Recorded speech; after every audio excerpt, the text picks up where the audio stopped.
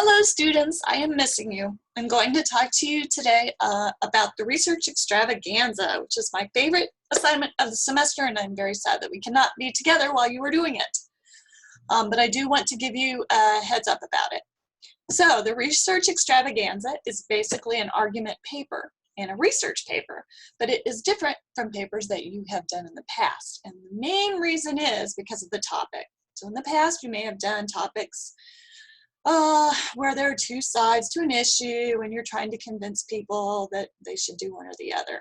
And your solution presentation is a good example of that kind of paper, persuasive paper on a topic that's kind of serious and where there's room for argument. What I want you to do for this paper is pick a topic that usually your teachers wouldn't let you do, okay? Now, it has to be appropriate for school, but it can be anything that you love, that you're fascinated by, that you want to know more about. It should be something that you have a passion for researching, all right? So I'll give you an example. So I just read this book, and it was really fantastic. It's called The Library Book, and it is all about two different things. It's basically about the Los Angeles Library and the history of this Los Angeles Library. It's also about libraries in general, the history of libraries, what libraries are like now, how they've kind of transitioned into the technological information age. And the Los Angeles Library, the Central Library, is this architectural feat. And so there's a lot about that and about the architect.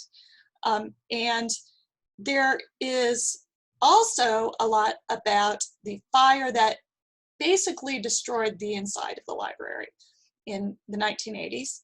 And there was a guy who they thought maybe was an arsonist and had set it on fire.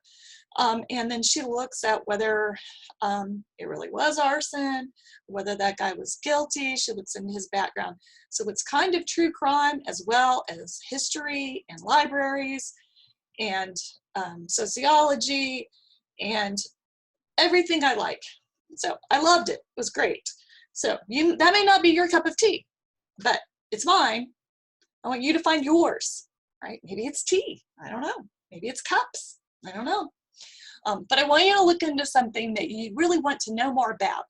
Now, the thing about this book is it's not just research where somebody tells all the things they found out about. So when I was in elementary and middle school, maybe even high school to a point, most of the research papers we did where we'd go to the library, you'd write some stuff down, like on index cards or whatever, and then you'd sort of patchwork a paper together about that stuff. And there wasn't really that much of a focus, all right? But when you write a thesis, you have to have a focus as well as a topic. And you should make a point about it. So in this book, for example, the point that she makes is that libraries are really important and relevant, largely because it's really the only place in society where everybody comes together, where there are services available to the public. So for example, in our library, it's not just a place to get a library book. You can go and use a computer. There are people that do genealogy. Sometimes people just have a meeting there. One time I saw libertarians meeting there, which was very ironic. But whatever it is, the library is a place where you can go, maybe even register to vote, right? So things like that. For example, right now, even though they're closed, they have extended their Wi-Fi so that you can sit in the parking lot and use free Wi-Fi. That's the only place really in our society where you can do that, right? And it's free.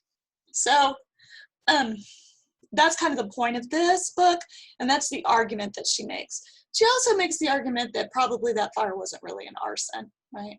So if you really like true crime and there's a true crime story that you're very interested in, maybe it's an unsolved crime, and you want to write about that, and you want to make the point that maybe this person did it, or maybe this person is innocent, you can do that, okay? But might not be that. Maybe you really like cars and you want to do your paper about why, I don't know, Chevy. My dad really liked Chevys. Chevys are the best car. I don't know. Whatever you want to do. I have had students who did I had one student who did a really interesting paper about a World War II gun that was used and how it made a big difference in the outcome of World War II. So something like that. I had somebody that did shoes and talked about how shoes are sort of a class marker and the importance of you expressing your individuality through your shoes, right? You can do food, you can do all kinds of things, all right? Anything. I just don't want, you know, those things where I've had students before and they'll do a Google search for research paper topics. That's the stuff I don't want you to do, all right? I want you to do something that you love, right? Now, how are we going to be sure that you're going to do this right? Because you probably haven't done one like this before. Well, that's what that outline that I want you to start on now. And I'm going to give you through the 17th to the 20th, 21st, I think, somewhere in there to get your outline completed and then post it to me, submit it. And I don't care that much about the structure, right? I don't really care if you're capital A's and lowercase ones or whatever. I don't care. What I want is that you know what your thesis is, you know how to support that thesis, and you will be able to find evidence to support that thesis. So your outline might be a mess. I don't care. You'll get points if you do it. What I care about is that your paper is not a mess, okay? So what I'm trying to do is catch you before you make a mistake. All right, so I want you to have fun with this. We're gonna do it kind of in pieces. So you'll see that you've been doing those weekly discussions. Those are gonna change and end up being more like pieces of your research paper, okay? The Research Extravaganza. All right, have fun with it. If you have questions, ask me. I'm going to have a time where I kind of ask us to come together as a class. You're not required to, but I'm going to be there and I kind of want us to get together and ask questions and make sure that everybody's clear. So I'll put more information up about that when I post the video. All right, take care of yourselves. I wish we were together. I'll see you soon. Bye.